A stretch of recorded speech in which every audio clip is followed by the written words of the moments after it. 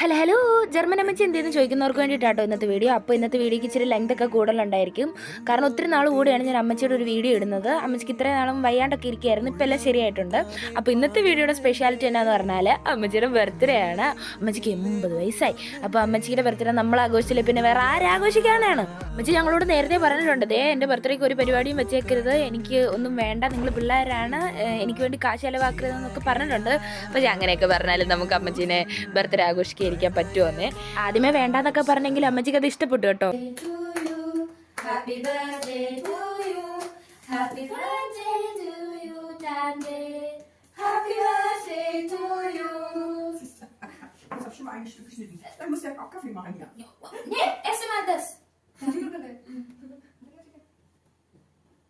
Ja, muss aber einen Teller holen. Oder? Ach nee, nicht so aus. Ja, ist gut.